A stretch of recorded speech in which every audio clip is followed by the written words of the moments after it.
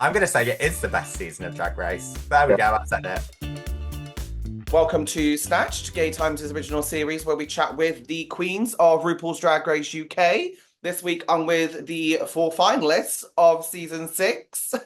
Hello everyone, I've got Kiren Thrax, Lavoir, Hello. Slaves, and Marmalade. You all look beautiful, stunning. Thank Oh, thank you, Sam. If only we could return the compliment, wouldn't that be wonderful? Sat there with the beige wall and your lilac t-shirt and a thrift store sofa. Hang on, Lavoir. I'm meant to be the nasty one, not you. Oh, sorry. Well, Very last that. time you toast on your head, so you know you. Oh, Sam, it's okay. I fancy you. Oh, thank you. I fancy you. Thank you. Yeah. Should we just leave? I think so. Get out. Is Go. this a new grind a Zoom no one knew about? Lavoir, you were really excited to come on this call, weren't you? Because from checking my emails this morning, you were on this call at 10 a.m. yesterday. Oh, Oh, I want no. Now listen. Now hang back up there. Oh. Back up. I am very organized slash useless slightly with Zoom. So I thought I'll go on and just check that my Zoom, you know what it's like, there's nothing worse. You go on a Zoom and then the app starts refreshing and then you don't know the login details and it comes up with a name like Jack and you're supposed to be a woman, you know, and it's cool, isn't it? Do you know what I mean? So I thought I'm going to check. So Sam, and thank you, because I did catch you at 10 o'clock yesterday in your pants, but you didn't realize you had the video on. It was a wonderful video. Honestly, that scared the shit out of me this morning. I was just having a cuppa this morning, checking through my emails, and it says Lavoir's entered the Zoom, and I was like, shit! Was this the right day? imagine you got in full drag and just sat there on Zoom. Imagine, and I was still here today, just asleep. Congratulations to all of you on making the finale of what is one of the best seasons of Drag Race ever. I mean, what has it been like for you to be in the final of a season that has been so revered and celebrated by fans? The cast of Queens is just absolutely, the standard is just insane. Like it really was like watching an all-star season, and like the girls didn't make it easy for us to reach this finale. So yeah, I think it's down to the girls, down to casting, down to the challenges, everything that was it was perfect. It really like I'm gonna say it is the best season of Drag Race. There we go, I said it. I'd say perfect is the word. Like having to fight, like as hard as it was in the moment, it makes this moment so much more sweet. To know that God, I beat all of them, and then so I must be all right. I must be doing okay, which is really validating. 100%. And I think also when you're in that moment and you're filming it, you don't know if it's a good season or the worst season, or you're just in your lane and doing your thing on a daily basis and the looks and the challenges. You don't get that sort of broader picture. So to watch it like everyone else as a season run through, you go, oh, actually, that was really lovely. You know, and I'm sure I'll speak for the four of us that when the rest of them walked in the workroom, we thought, well, we'll be in the final. So that was fine, you know. Oh my gosh. I think it was just such a nice I don't know, mixed mash of beautiful, talented people. And I think probably, I don't know, I can speak for myself, jumping into the competition, having never done anything television before. You kind of not too sure how things are going to translate on screen. So now being an audience watching, I'm like, we did that. You know what I mean? Like, it's crazy. We actually did that. And I'm so proud of us as a season, to be You were fair. the first walking in the workroom, Relisa, and you could be the last one walking that. Isn't that amazing? That's crazy, isn't it? It truly is one of the most refreshing seasons the show's ever had. And some of these episodes have been praised as all-timers for the franchise, right? We have to talk about the makeover, especially because it feels like Drag Race UK hit a new peak. Like that was the best episode ever. So what was it like for you to see such an overwhelming response to that episode, especially when it was so personal to each of you, having your family members and loved ones in the room? It's funny because when you're there, you are in a bubble. You go away, you don't know anyone, and it's a really weird experience. So to suddenly have someone come into that bubble and for it to pop, really crazy and really emotional. And then to know you've got to put this heifer in drag is insane on it. It's a weird mix of emotions to sort of feel like I don't want to let my mum down. I don't want my mum to feel like she's let me down. How do I inform her about the last bloody 7 weeks? So it was really crazy and really emotional. I mean, you saw we were bloody crying our episode. Yeah. So to see it get the love and get the response that it did, it felt special because it felt special in the moment. So that's watching it felt that was a really special week, I think, for all of us. The last thing would be for us to be that much of an emotional wreck and the whole thing came across really passé. That would be really devastating. At the end of that day, I remember thinking, can people just stop making speeches and saying things because we were all emotionally so drained? Yeah. But it brought a really lovely feeling into the workroom because it's the first time we'd had that bubble broken, like Marmalade said, and to have that chink of the outside world to then move back into the next day, there was just such a lovely calming feeling about that semi-final day. It kind of felt like a little reset. Mm. It was like everyone said, you know, like the bubble thing. Like it's especially for people that are really competitive, like you get so in the zone, and then for somebody from home to come in, it just like reminds you that the outside world still exists. Life is still going on. And it was just, I mean, it was obviously really emotional filming it, but it was so emotional to watch it. Like I was crying the entire episode. I mean, granted, my emotions were quite high because I had a really bad tummy bug and I was pooing nonstop, so I didn't do a viewing party that week.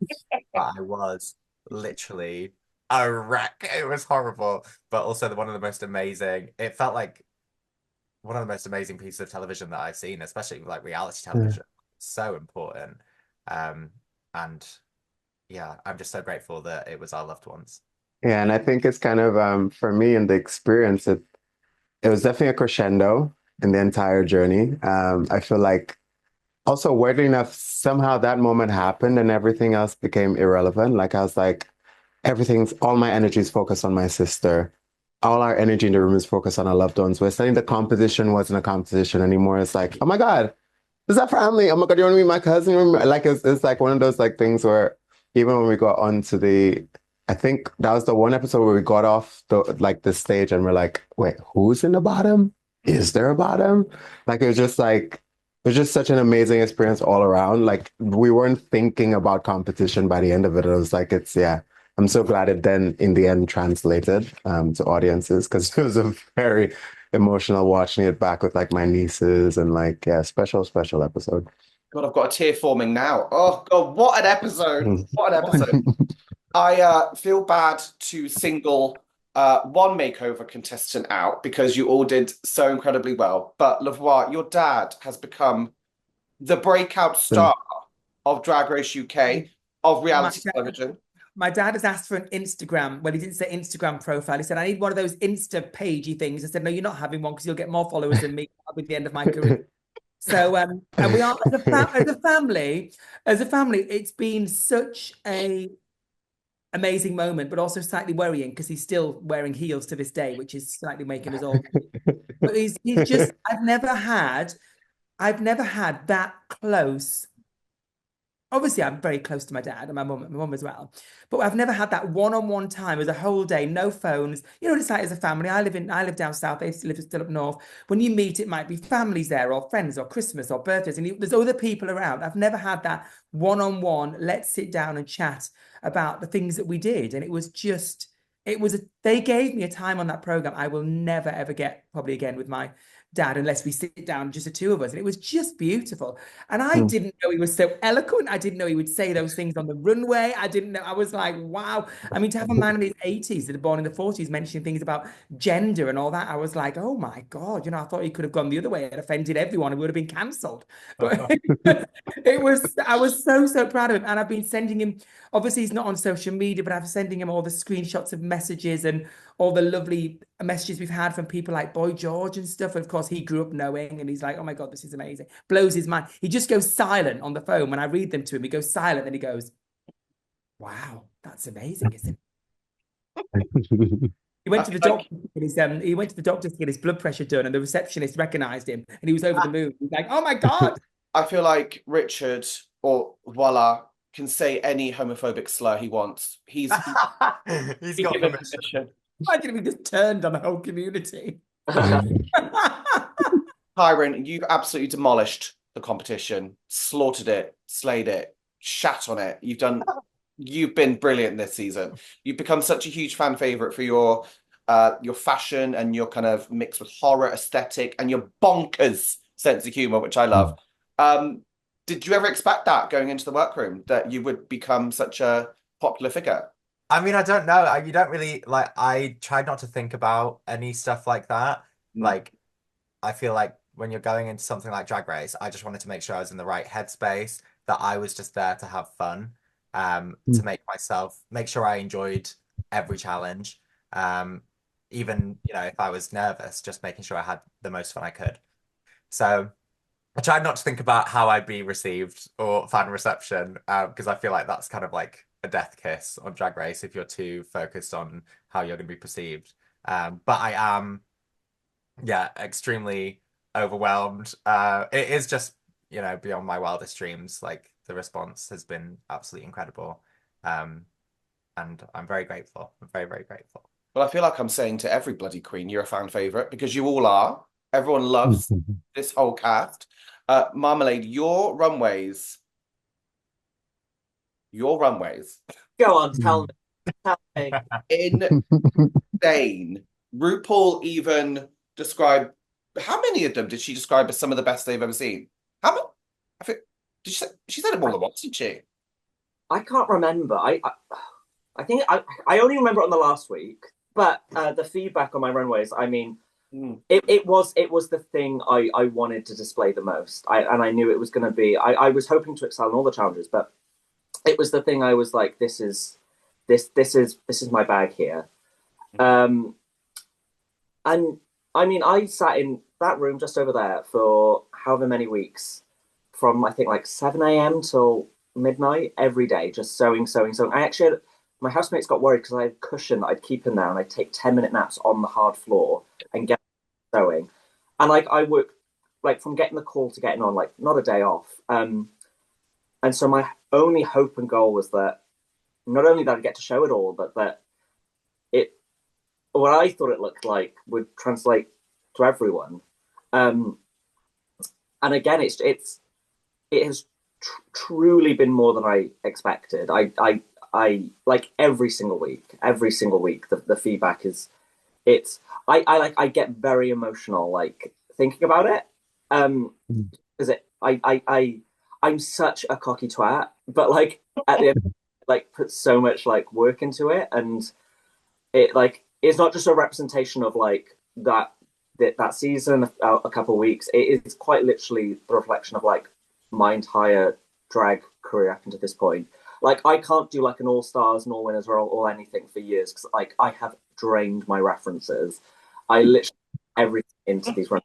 So yeah, you're more than 10%. That was more than 10%. I can assure you.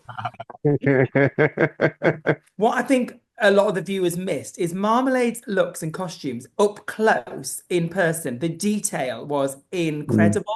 And I don't think some of that came across on the TV compared to what the judges were seeing.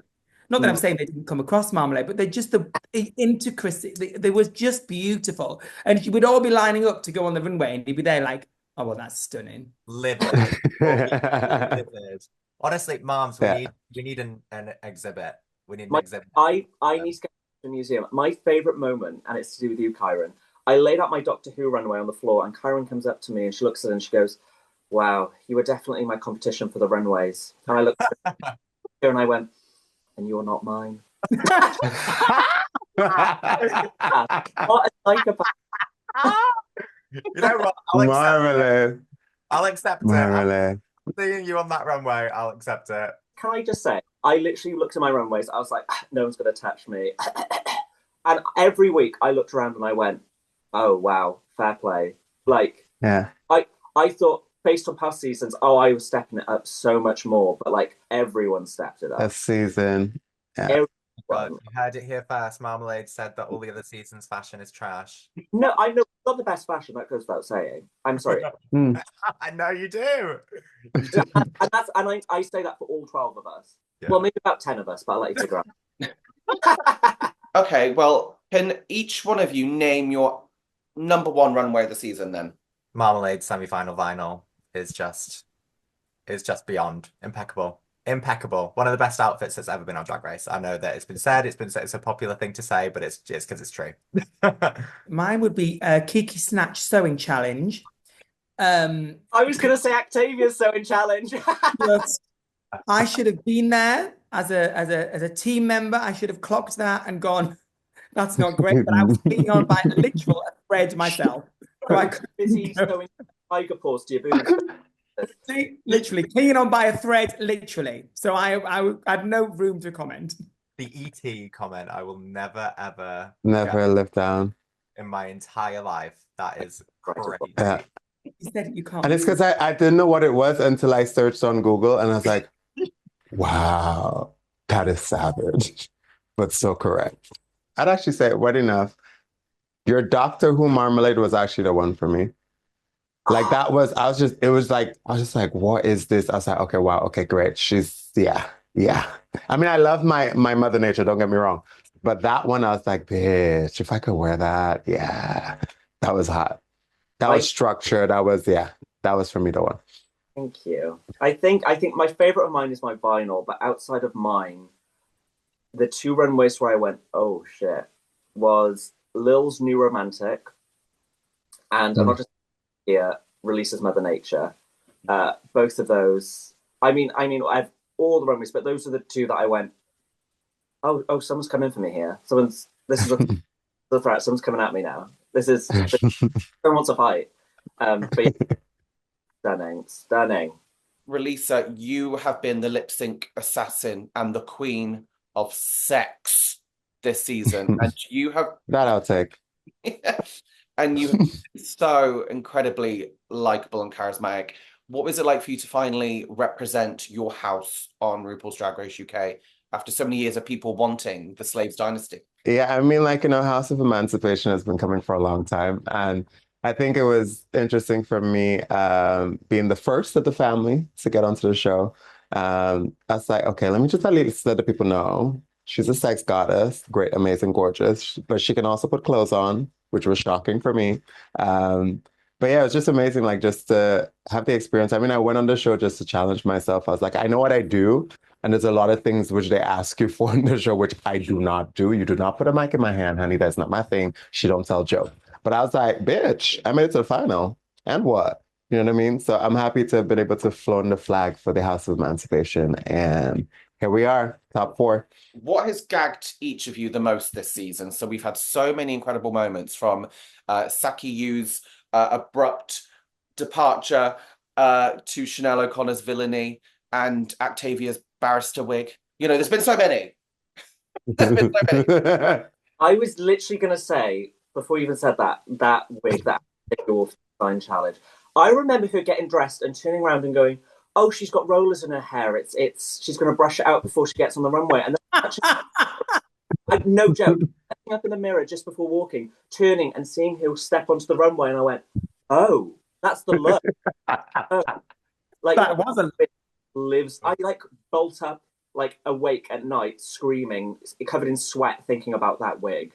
Like who, what, when, like how? The gag was it's Kiren's. After, well, yes, it was mine. It was a spare wig that I brought for the Graham Norton. Charlie. But the gag is that straight after that episode on Twitter, Octavia and Zahira and everybody was like, oh, Kiren was trying to sabotage. If you watch that clip back, I bring the wig over. Zahira goes, oh, Octavia, this looks so good on you. And then Octavia puts it on her head and she goes, I can't wait to wear this. Roll back the tapes. That interaction happens. I had nothing to do with her to put that on her head. My favorite moments were just Octavia's wigs in general. My favorite comment was, who was it? Michelle that said it looks like you're wearing a moldy pot noodle.